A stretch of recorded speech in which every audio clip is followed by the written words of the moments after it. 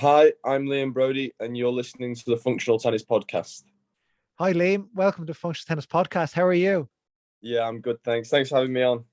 Great to have you on. Big shout out to your coach, Dave Samuel, who gave you the kick in the arse to get on here. We'll talk a bit about him, but tell me, how have you been? You've got your first challenger win. It was your eighth final. Tell me, what did that feel like? Yeah, it was my eighth final. I think my first one was back in November 2014. So 7 years apart. It was really cool. I mean, to be honest, I saw a stat that I was the lower ranked player in each final I played. But there were some finals that I felt like I should have won, and I kind of got in my own way.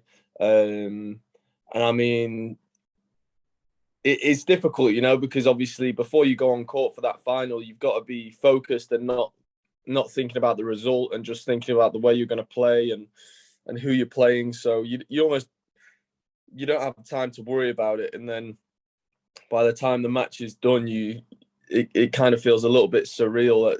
I hit a volley to win the match point, and I kind of didn't see the ball for a second. My heart was in my mouth, and it looked like a straight sets win, but in my head, my brain was going crazy. And no, I mean, it was a special feeling. It felt like a bit of a vindication of all the work I'd been doing.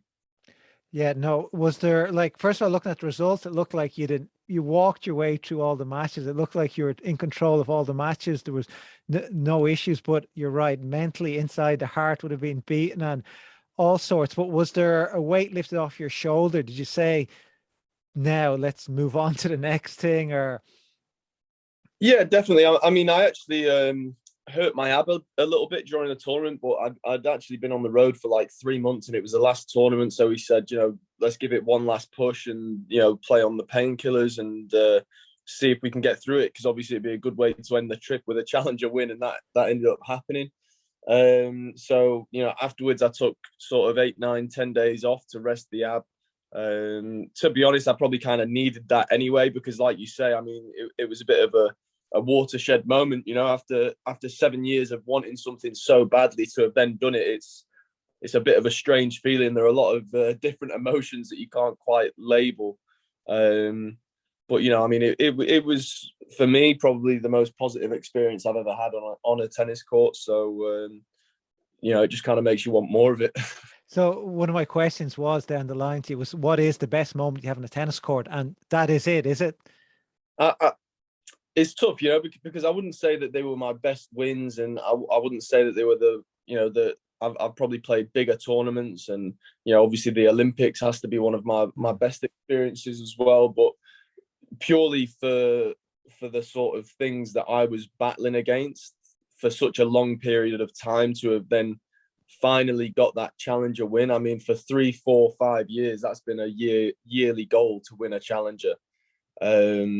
So to finally win one, I mean, it felt pretty good. And tell me, what's changed? I've spoke to Dave, and he says, you're a lot more committed. You just, even, we'll talk about social media afterwards as well, how you're trying to be more in the moment on match days and that. But for you, what's been the difference looking back over the 7 years that allowed you to win a few weeks ago? Yeah, to be honest, I don't think I was probably a good enough tennis player to, looking back, I don't think I was a good enough tennis player to win a challenger yet. I think um, to win a tournament is a little, as we all know, is a little bit different than, going deep in a tournament. And maybe I didn't always have that belief. Um, I think that, at the end of the day, I became a good enough player to win these tournaments. At the start of 2019, I lost to Ilya Ivashka, first round of qualies in Australia. I'd had the best preseason that I'd ever done, and I was feeling great. I got out to Australia, and I think I won 3 games. And my first response in my mind was, let's go out, let's go get drunk, let's forget about it. It's not a big deal. And I kind of had to stop myself, and I called Dave, and I said, and he was like, what the I don't want to swear, what the hell? Yeah. And I said, look, I don't want to talk about the tennis. I said, I want to make a commitment now to my tennis, and I want to give myself a full 12 months to see where I can get if I make the right decisions off the court. I want to respond the correct way to losses rather than, feeling sorry for myself and making the wrong decisions off the court. I don't want to focus on the tennis on the court anymore. I just want to do what I can off the court. So I think that really kind of laid the foundations for starting to play better this year, and it's funny because I had a lot of people asking me, what was the difference this year? Whereas, actually in reality, I think the biggest moment was that moment at the start of 2019. It just sometimes takes a while for the results to come. And okay, so maybe tell us a bit about some of those off the court changes you made to, to help improve you.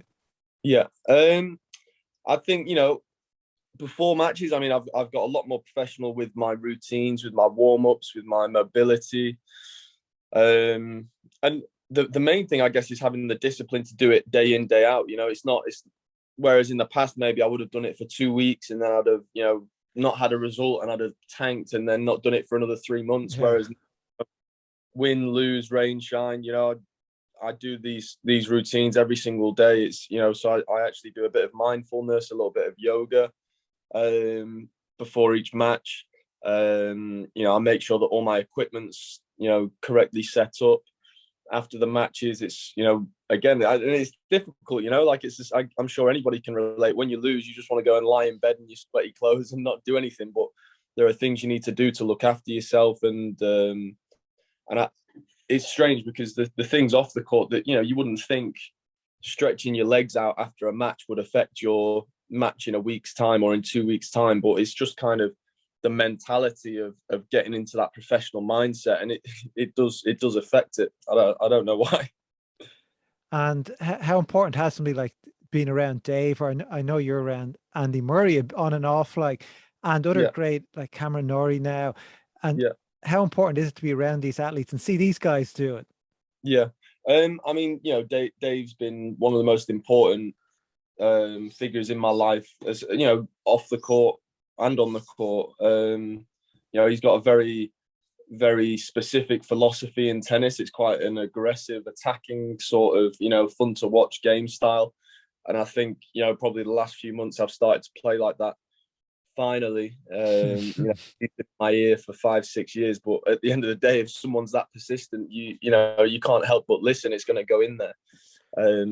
So to have that clear of a philosophy, I think, from the side of the court is fantastic. And even at my lowest, he was always there. Whereas a lot of coaches would have left the project thinking that it was going nowhere, and he stuck around. And obviously that gives you the belief in yourself. And like you say, to be around these players, I mean, Andy's a great help. One of the biggest helps for me has been Dan Evans over the years. He's always been willing to give advice, and the advice he gives is always it's so simple but always cut straight to the bone. It's very precise, and and now obviously Cam's doing fantastically as well, and I'll try and piggyback off him as it sounds a bit like the Marty Fish Netflix documentary. I'm not sure if you've seen it, but where it's, you've had your pressures growing up, and obviously he wasn't applying himself enough. He just said, okay, I'm going to apply myself right here, and the results change. It looks like what you're doing. You've decided to, a few years ago, you're going to apply yourself, and the results, you say they don't come straight away, but if you stick at it long enough, they'll come. Yeah, that was the funny thing, because I kind of thought, I kind of knew like, if I do this stuff, then you have more chance of doing well. But I didn't realize how long you'd have to be doing the right things for. I thought, you do it for a week and you'll get results. And when I was younger, luckily enough, I was talented as a kid, so I didn't really do much of that stuff, and I'd get results. And then I'd do 2 days of the correct stuff, and I'd have great results. Whereas obviously as you get older, you kind of need to, everyone's so professional, you need to match them. And I never did really because of, stuff going on in my own mind. And it was funny, I had Josh, one of the guys who runs the ATP Challenger social media, he said to me, what would you say to 20-year-old you? And I thought, damn, it hit me quite hard, the question. I was like, that's a good question. And I didn't know what to say. because you kind of think, I wish I could put this understanding that I have now into younger me. Yeah. And what a coach's job is as well is to do that to younger players. And I just kind of I said, look, I had people that tried to tell me this and I didn't listen. So whatever I said to 20-year-old me, I probably wouldn't have listened anyway. So I think that is a big thing for players. I've seen a few of the guys coming through, like your Shapovalovs and Felixes. And the thing that's always surprised me about them is how mature they are at an early age. I think everyone can play tennis to a certain degree. But Felix especially, I mean, I was playing tennis with him when he was 15 years old. But And beating him? No, well, no, I practiced with him one time, and I think he was probably battering me, but I think we might have been on serve. But I mean, but it was incredible.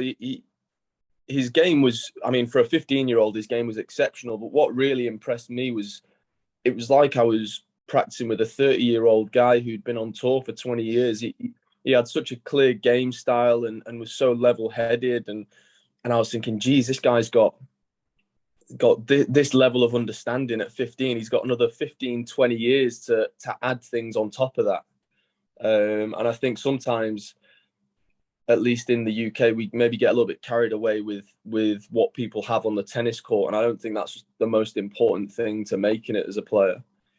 Somebody said on the podcast, I can't remember who it was, this is terrible, but they say like some of the young guys have a mental age of 28, like let's say the Felix or the Shapovalov, and they say that's why they just have their mental age is a lot older, rather than some guys. You may have had a mental age of 12, I don't know.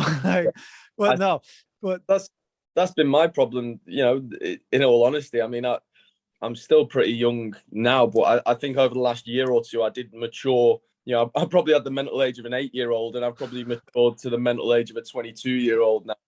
Obviously, at 27, that's not ideal, but another one. I mean, Sasha Zverev. I mean, I remember seeing him at 16 in the challenges, and again, just these guys were incredibly mature at an early age, and I guess the earlier you can learn to have that level-headedness, the longer you have to figure out the tennis side, because I think it's inevitable that comes when you're ticking all of the other boxes. Yeah, no, and is it tough to see like players come through, like these younger guys than you coming through challengers within like 6 months or less? They're through the challengers into the playing ATP tour events, or is it something you just don't care about? It's like you're on your own journey. Yeah, exactly. To be honest, it's never bothered me, because I mean, you get the phenoms and they're just worlds away, right? Because there are a hell of a lot of people like me on the tour. So, when one or two of those young guys come through, and it's every couple of years, I mean, last year or the year before, it was Alcaraz and Musetti. I mean, they're doing pretty good now as well. But yeah, I mean, everyone's journey is different at the end of the day. I mean, if anything, it just kind of shows how small the margins are, because you see those guys having good matches in the challenges and then having good matches and winning in slams and Masters series. So, I think if anything, I actually quite enjoy seeing challenger players do well on tour, because I kind of feel like they're representing us as And tell me, you were a top junior. You were what, number 2 in the world? You won Grand Slam double events, singles finals. And obviously the world expected, the British press would have expected this guy is the next Andy Murray, how much pressure was that on a young lad's shoulder? Yeah, I mean, that was huge pressure. And I think as a kid, I didn't really understand what sort of came with it. And to be honest, I kind of crumbled under it really, and kind of got a little bit lost with myself. There was a lot of stuff at the time going on off the court that probably didn't help with the tennis. I mean, I didn't really even think about the tennis for 3, 4, 5 years, just because of all sorts of stuff. I won't go into it.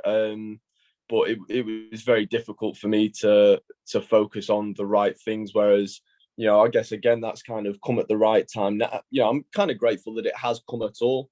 That now I've got to a stage in my life where things are pretty stable off the court, and I can use that to just say, okay, life's okay now.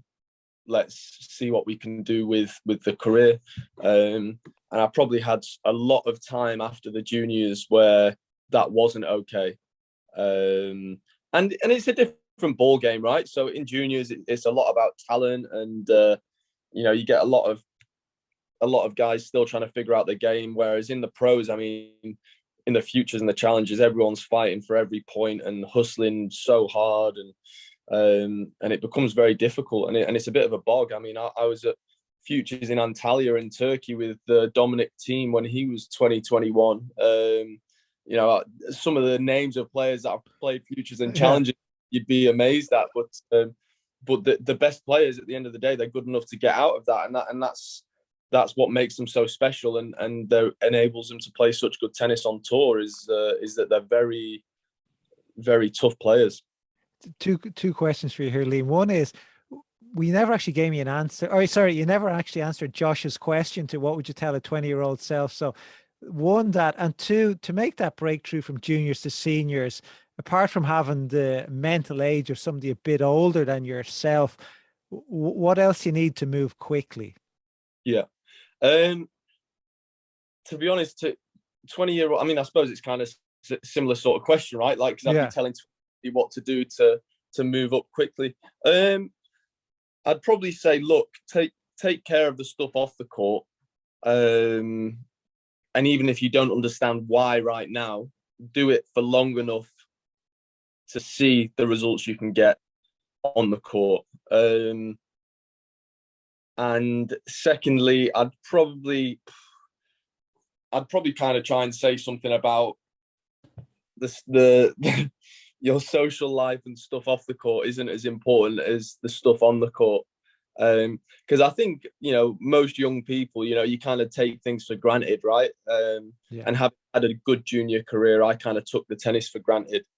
And it took me to get to about to drop down from, I think my career high when it was in 2015, I got to 153.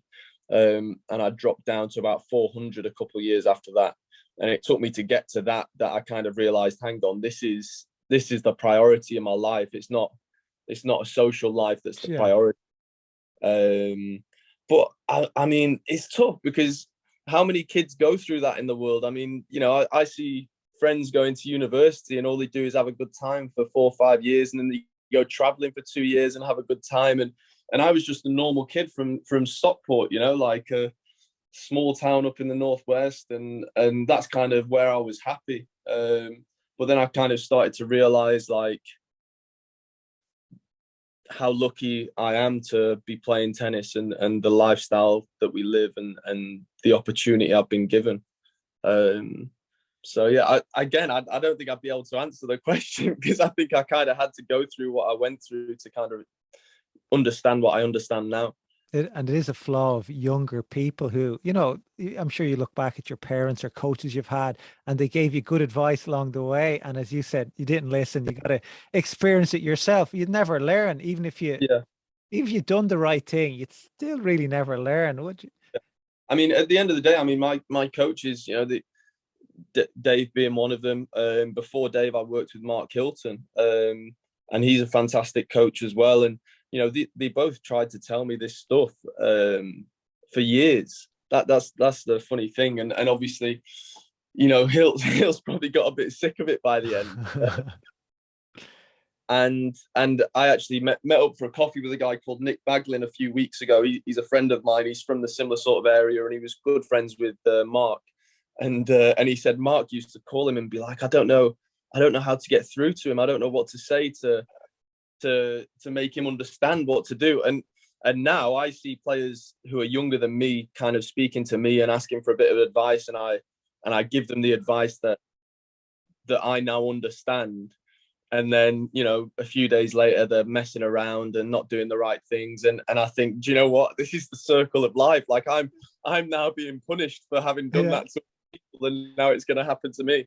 But I guess that's the job of a coach. And I guess the greatest coaches, they can make people understand that, or at least they can stand by someone and guide them until they do have a full understanding of it. Yeah, agree. And look, some people it just takes a bit longer. Some people never learn at all. Like, at least you did learn. So, like, some people never learn it, right? Yeah, and you talk about players who've been on your journey who haven't made it and various things. But we mentioned Sam Barry, a good friend of mine. There's Yeah. been plenty of Irish players like that. Pete Botwell, and do you know Pete Botwell? I know Yeah, Pete. Pete's a And good, great guy. I mean, Sam for me is a great example of that. I mean, I don't know how he was doing with, finances and stuff. I know that's difficult in Ireland because, you guys don't get the wild cards for Wimbledon and stuff like that. So it does make it a little bit more difficult. But I mean, at the end of the day, Sam, he slapped me up in Thailand one time. He was a fantastic competitor. He had a great serve. He was a great mover. And he's a prime example. I mean, if he'd have been able to keep going, I don't see why he wouldn't have got to where I am at the moment and pushed on higher. And that's kind of what I feel like now is like, if I can start to do okay at the challenges and stuff, who can't do okay? Yeah, And I know, I think Pete, maybe it was slightly down to their finances as well, but Simon Carr, he's a good player. He's out yeah, there way, and I think these guys you need to give them more time. And at the end of the day, in tennis, we kind of see it now where if you're not top 100 or, not top 50 by the time you're 21, like your Raffas and these freaks of nature in tennis, then you're not a successful player. And I mean, at the end of the day, you can play this sport till you're in your late 30s. So yeah. if you're hitting your ranking targets by the time you're 28, 29, why not have 5 years in the top 100, making a good career for yourself and taking those experiences and lessons you learn into, hopefully tennis in the future and giving it to younger players or, into your next career. Because I think they're invaluable life lessons that you learn at this level of sport. You definitely learn great lessons. And what differentiates you from these guys is one, you're roughly the same age as them. You're still on tour. Your ranking's going up. So you're more resilient. You're prepared to stick it out. Maybe your dream was bigger. I'm not sure. But resilience, did you learn that along the way or something you always had? Or did somebody working with Dave or your previous coaches, did they instill something in you?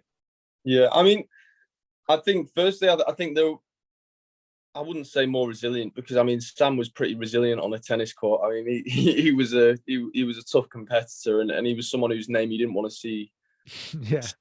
yourself next to in the draw. But I think one thing that did help me is having a good junior career, because no matter how bad it got, I've always, everyone feels special inside themselves, but I always kind of thought, I know I can do this. Like I know the levels there.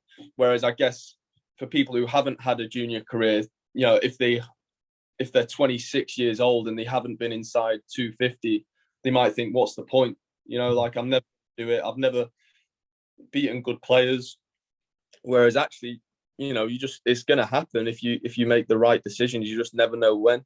And like I said, I was lucky enough that I had a junior career where it kind of instilled a belief in myself, no matter how bad it got. I mean, there were times when I wanted to quit. There were plenty of times when I wanted to quit. I mean, I remember, I'll have to have a look on my history at the end of 2018, I think it was. I played a few challenges in India and I was sliding down the rankings fast and I bombed out of qualies of both of them first round. And that was a funny one because I was like, oh, all right. Before we went, I'd just been in China and I was like, maybe we should go home. Like, it's been a tough year. Like, I'd been on a 9-match losing streak that year. And Dave was like, no, come on, like, let's make this right. And I was like, okay, yeah, you're right. And and I bombed out first round of qualies both weeks. And Oh, I was like, damn, I kind of want to quit. Like, I don't think I want to do this anymore. But I mean, my dad's quite has always been a strong figure within my tennis and within my life. And he's a very, he's a traditional Northern English man. He's very hardworking. He's very stubborn. He never quits, and that stubbornness is something he's given to all of his kids. I mean, it leads to a lot of arguments at home. yeah, I can imagine. Yeah, but within the sport, I think stubbornness is an exceptional trait to have. I think if you can kind of weaponize it to your own advantage, then the benefits are limitless. Really, I mean, a lot of people say that I'm a good fighter on court and stuff like that, and quite often I think it's not. I'm not fighting. I'm just being stubborn. Like it's almost sometimes kind of a little fu to the opponent or or to myself to Yeah. say, F you, I'm not stopping here. Like, you know, I'm going to prove to you that I can do better than this. Yeah, it's something I think you need to be a top athlete. You need that the resilience and stubbornness. And any time I've had the younger guys on the podcast and they say, what's it like when you hit the pro, like from juniors to seniors? It's always like, man, those guys are fighting for their lives. Or ladies like are fighting for their Yeah, lives. It's like they're fighting for dinner on the table. Like they're not yeah, all, it's the yeah, futures and challengers. So every yeah, penny counts. And it's yeah, just like a dogfight out there and yeah. nobody's giving up. And Yeah, but it's kind of beautiful, like that there are so many people giving their lives, you know, sweat, blood, and tears to this sport to try and make it. And there are so few of us that do make it at the end of the day. And you know, there are, I mean, you probably know better. There are like 9 futures, 6 challenges a week going on, and every single tournament, every single court, you know, everyone's giving their heart out there to try and live the dream. And you know, I think it just kind of shows how beautiful the sport is and how many people love it. yeah, no, look, it's tough, but it's beautiful and fair play Yeah. to those who make it, who are on that journey like yourself. But what's that story I heard of Andy Murray? I know we briefly mentioned, told you to, I'm not sure you can tell us the right context, but he said, is it something like if you keep doing what you're doing, you may as well just quit? I mean, it was pretty much that. But so we had these events, Battle of the Brits in the UK. We had an individual event that Jamie Murray, you know, kind of put on during COVID for the British players. You know, it was fantastic. He did a brilliant job. Obviously, helped support us amazingly. And you know, I was giving it. We had a group chat with all the British players, and there's a lot of sledging and chirping going on. And I'm not really one to take that lying down, so I was giving it as bad as anyone. Obviously, very aware I was playing very bad at the time. But I thought, you know, what have I got to lose? I'm just going to give it to him as much as I can. And then I ended up drawing Andy, and he just absolutely destroyed me on the court. And I was very bad at the time. I'd like decide. I don't know why I thought it was a good decision. I decided to change my forehand grip, and I mean I couldn't hit a ball. And I remember Dave said actually that he watched it at home and he thought this, you know, the career's done. Like, you know, it was that. And Andy actually was playing really bad himself. It made me laugh because he said that he would have sledged me on the court more, but he felt so bad that he couldn't do it. Oh, wow. So it was just a very bad tennis match. But then, you know, I had a chat with him in the cafe afterwards. You know, we had dinner. And we sat there and I kind of picked his brains a little bit. And it's probably the first conversation that I've ever had that was a serious chat with him.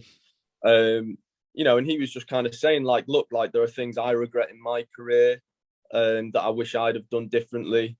And he was talking about his coach, Jamie, who was a very good player. And he said, you know, if Delgy had done a few things differently, I'm sure he could have been better as well. And you know, I obviously knew he was talking about me because I think everybody kind of knew that, you know, what type of person I was.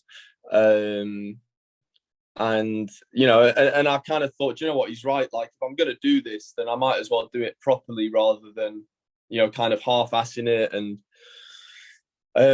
then a few days later, he texted me. I was driving through Sheen or something near the National Centre, and he texted me and he said, I've been watching your Wimbledon Junior final. And I was like, that's a bit weird. He said, I've been watching it, and he said, your forehand is brilliant on these videos. Like, why don't you just hit it like that? And I said, I'm not sure it's that simple. Like, I've been pushing the ball for 7 years. And he said, well, one thing I can guarantee you is that if you continue hitting your forehand like you have been, then you'll never make it as a player. And he said, I can't guarantee you that you will make it as a player, but you might have a chance of making it as a player if you start hitting your forehand again. And, you know, obviously David tried to talk to me about it many times, but to have that from Andy, and to have him put it in such an intelligent way to me, I kind of thought, well, hang on, going for my forehand, in the past would have seemed as a risk, but actually the way Andy's reframed it in my mind is it's more of a risk not to take it on, because at the end of the day, I'm not a very good tennis player if I don't do it. And from that moment on, I decided, right, you know, he's right. I've got to start looking to play the right way. And at the end of the day, a lot of this is what Dave's been telling me. So I'm sure it was music to Dave's ears. I think it was a bit frustrating for Dave that, he's been telling me for years, and then Andy tells me and I decide to do it. But Andy had kind of framed it in a way that clicked in my head. And then, so decided to start playing properly. And then it was only 6 weeks after that I qualified for French, which was the first time I'd qualified for a slam in, I think that was my 14th attempt. Okay. Resilience. And I mean, it's a lot of attempts that. Yeah, well, you'll get there eventually. But I was going to say, so I was speaking to a coach yesterday who would have traveled with some of the Irish younger lads, and he said he would have seen you at junior tournaments back in the day. He says one thing about you, he says you never missed a short ball, forehand ball. So it's just backing up, and you're attacking, you were on it early, and he says that was one impressive thing about your game, as he saw as a junior, like you just didn't miss one and you're on it so quickly. Is that true? No, it's true. My dad's big things, because up until I was probably 16 or 17, it was my dad that coached me. To be honest, probably 17, 18. My dad was my coach. We traveled every week, and he was a real tennis fanatic, and one of his big obsessions was the early ball, and basically just attacking and playing the right way, and no matter what. And if you lose the match playing the right way, then it's better than losing the match and just pushing. And I guess that's kind of what happens when you're accelerating on the ball. You actually have more control than when you're de-accelerating on the ball, which is kind of like a little bit of a paradox, really. But and I never had fear as a junior. Whereas obviously once I'd achieved what I'd achieved in juniors and then gone into the senior game, I kind of developed a bit of a fear of failure, because I was like, look at what I've been. Now it's the big leagues. Like, now I've got to do it to actually make money rather than just to get myself a bit of a name. And that's kind of where it tripped up a bit, really. Yeah, it's crazy, but it must mean so much to have these guys around. I don't know, look, you can still call your dad, advice, you've Dave, you can call Andy. Like, what's the one best advice you got from Andy and from the other Brits? Is there one from each you can give us, from Dan maybe as well?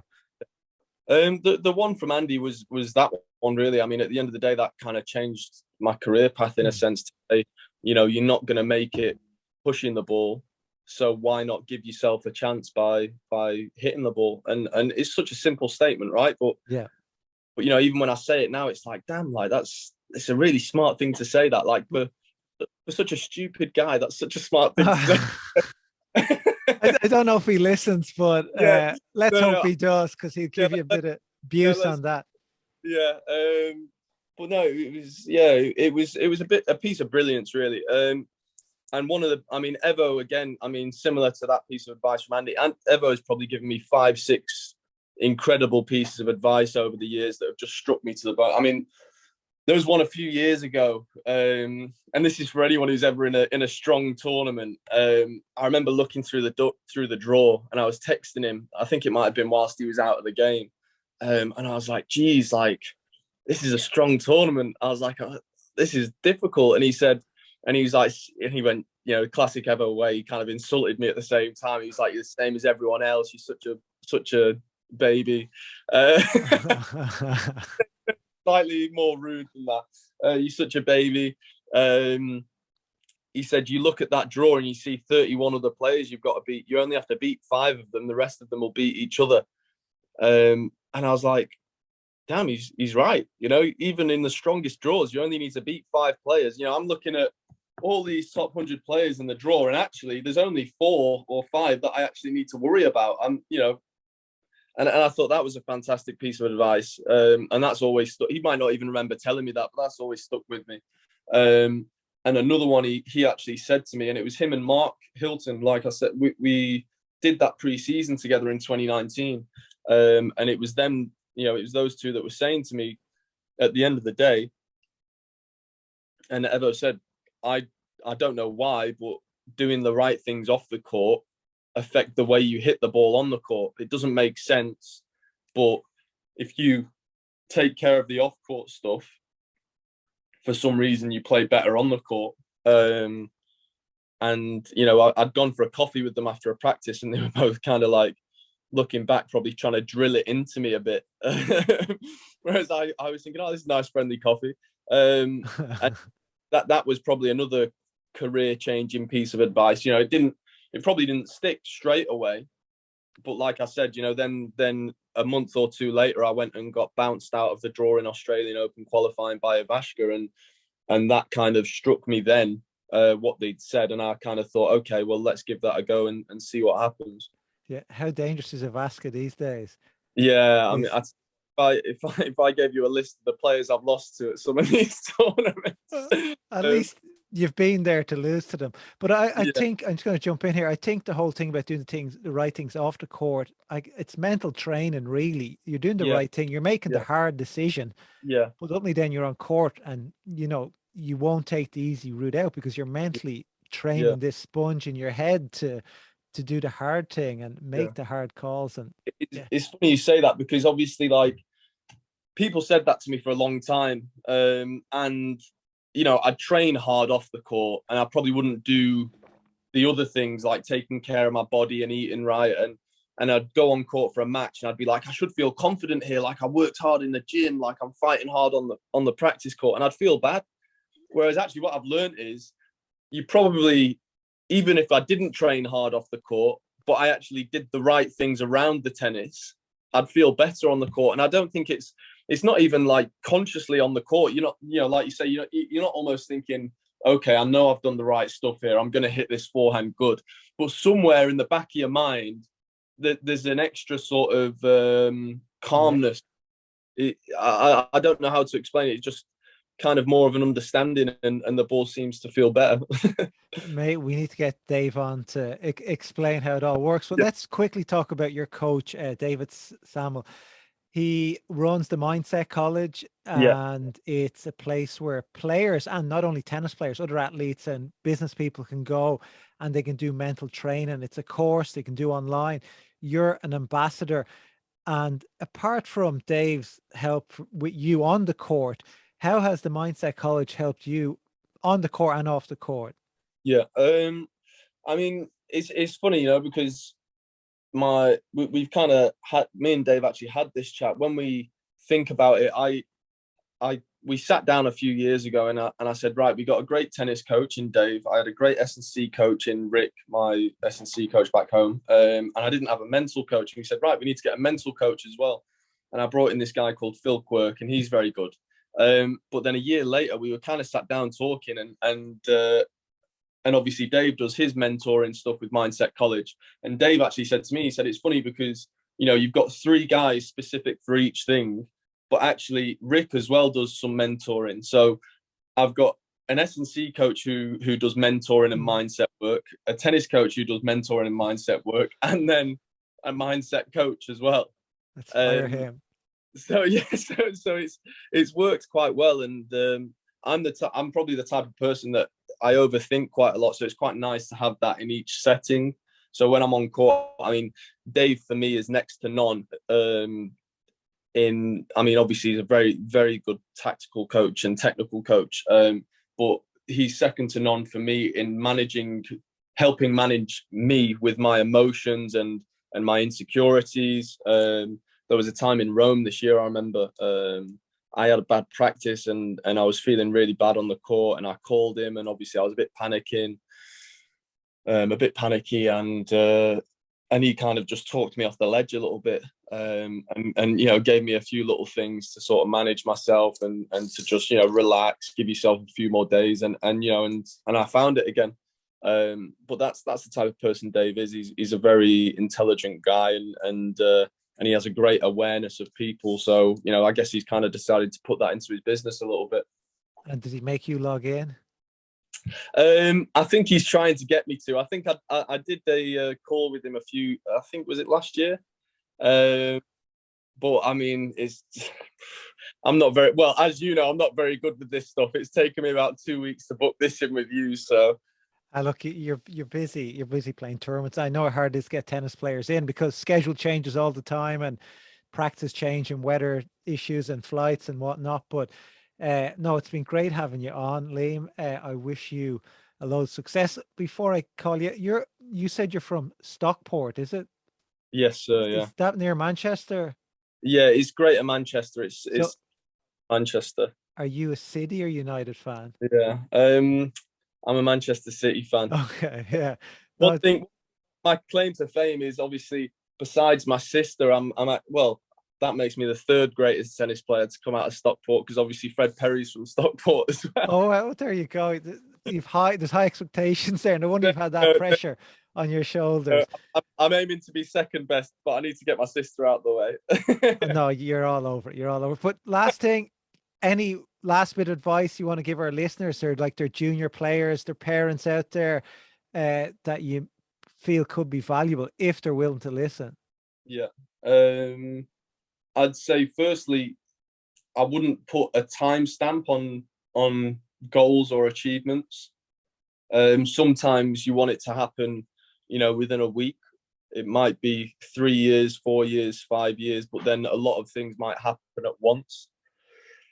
But one thing I can guarantee is that it's always going to take a longer time than you think it will. Because as humans, we want the shortcut, we want it quicker, and in reality, it's not like that.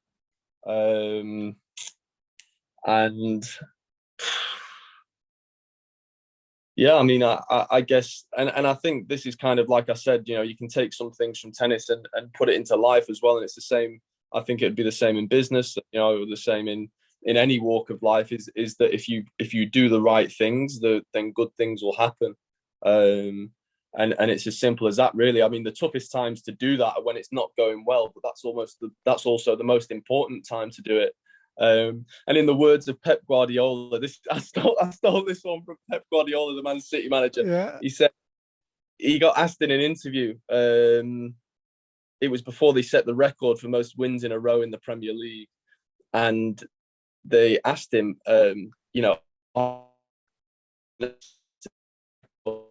said, "I'm not worried about Oh, wait winning there. matches." That just sorry to interrupt. That just went there. Go Oh again. no! Go with start So, again. so So an interviewer asked him if he was worried about setting the record for the most wins in the Premier League, and he responded, "I'm not worried about winning matches. I'm worried about how we respond when we lose." And that was very powerful for me to hear because it's the same in any sport and in any business in life. It's easy when you're winning. The most important time and what really defines a champion or a champion mindset is how you respond when the chips are down and when it's going badly. True, important. Important. We've talked a lot about losing, but when you win, when you won the challenger, did you have a nice beer or what's the new routine now that Yeah, I went home and I saw the family. My girlfriend actually bought me a huge cake. bad um, influence? yeah, I had a slice of that, but I'm getting old now, man. I can't go out and celebrate like I used to. So And so another last. I keep having last questions here, but did you ever play the Irish Futures in Dublin? I never did. I always wanted to. I've never been to Ireland. I was actually planning a holiday to, I think it was Dublin at the end of the year, but the way the schedule's looking, I don't think I'm going to get out there. Okay, well maybe if you get out here, I know it's a holiday, you get Sam Barry out, hit a few balls. He's still Yeah, playing a bit of league for us, so he's on still a the bit turf, useful. on the deadly wet AstroTurf out Yeah, there. on his home ground, he said he'll take you. But Liam, thank you very much. I'm not sure what your plans are for the next few weeks. Take a bit of time off or whatever it is. Keep it on the straight and narrow, and I will talk to you soon. Thank you very much. Thanks so much.